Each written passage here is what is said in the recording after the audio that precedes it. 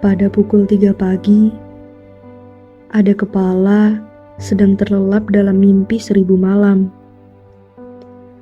Melanjutkan potongan-potongan bunga tidur sebelumnya atau baru. Hingga pagi datang dan terbangun dalam keadaan lupa. Pada pukul 3 pagi, ada kepala merunduk pada bumi dengan suara hati yang didengar langit, menunaikan peran sebagai hamba. Selama nafas masih diizinkan berembus, meminta maaf, lalu menyapa Sang Pencipta. Ia tak kuasa menahan semuanya sendirian. Diceritakanlah segala padanya. Berserah diri adalah pilihan terbaik setelah usaha-usaha diperjuangkan sedemikian rupa. Pada pukul 3 pagi, ada kepala yang menunduk dengan gelisah, sembari mengatur posisi tepat agar ASI tetap dapat diberikan dengan nyaman. Ia bertanya-tanya, mengapa si buah hati belum juga dihampiri rasa kantuk? Setelah semalaman tak kunjung memberinya kesempatan untuk tidur. Entah sebab demam atau rindu pada ayahnya di perantauan. Pada pukul 3 pagi, ada kepala berhadapan dengan kumpulan kertas kusut yang didapat dari rongsokan oleh ayahnya. Kertas-kertas itu berisi pelajaran kesukaan yang diam-diam ingin ditaklukkan. Pukul 3 pagi, waktu yang tepat untuknya belajar. Sebab siang hingga petang, ia kebagian tugas menjajakan gorengan buatan emaknya keliling kampung. Terkadang, langkahnya terhenti untuk sekadar menonton pertandingan sepak bola dari tepi lapangan. Waktu bermain merupakan sebuah kemewahan yang hanya sesekali mampu ia beli. Pada pukul 3 pagi, ada kepala bercucuran keringat berbau aspal. Proyek perbaikan jalan hampir selesai. Sembari meratakan aspal, teringat senyum bapak ibu. Lama sudah tak berjumpa. Disisihkan uang perjalanan untuk ditukarkan dengan semen dan pasir. Dinding rumahnya merapuh. Atapnya seringkali terbawa ketika angin berembus kencang. Tekadnya bulat. Tak masalah malam jadilah siang baginya. Pada pukul 3 pagi, ada kepala bertopi di atasnya, walaupun tak terlihat terik matahari.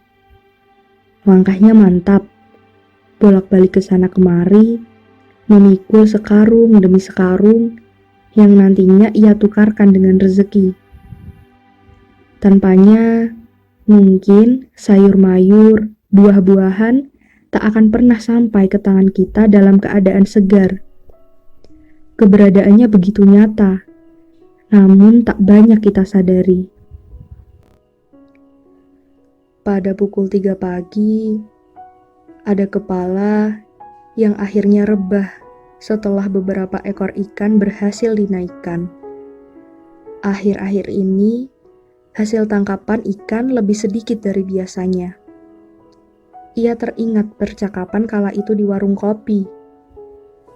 Selain cuaca yang tak menentu, rumpon liar ilegal menjadi sebab laut tak lagi bersahabat mengeluarkan sumber rezeki, katanya. Hingga beberapa kali dapurnya tak dapat lagi mengebul. Pada pukul 3 pagi, ada kepala yang masih tegak berdiri dengan kantung mata terlampau menggelayut. Sepertinya sudah semalaman tak juga matanya menutup. Sembari menyesap kopi yang tak lagi hangat, ia menyelesaikan kewajiban dan tugasnya. Paragraf demi paragraf ia ketik, hingga berakhir pada titik. Tunailah sudah pekerjaan hari ini. Dapat merebahkan badan, barang sejenak adalah berkat baginya. Pada pukul 3 pagi, ada kepala yang hampir terlelap sebelum akhirnya berlari tunggang langgang ketika mendengar panggilan darurat. Demi hembusan napas, demi sebuah kehidupan yang amat berharga. Barangkali pada kehidupan itu bergantung pula kehidupan keluarganya.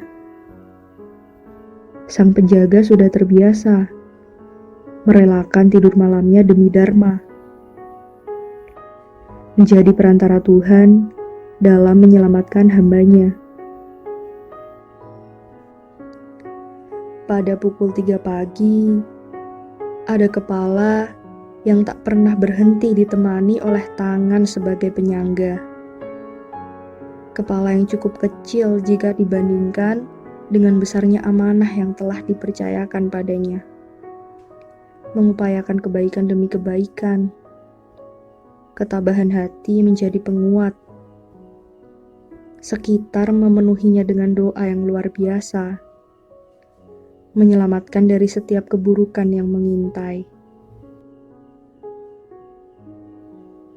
Pada pukul 3 pagi, bumi masih terus berputar.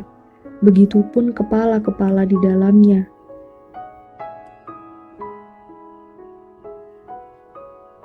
Tuhan, kini segala pertanyaanku terjawab sudah. Tak ada manusia yang benar-benar sederhana. Satu-satunya hal yang membuatnya terlihat seperti itu hanyalah pemikiran yang keliru. Sedang di hadapanmu, kami semua sama.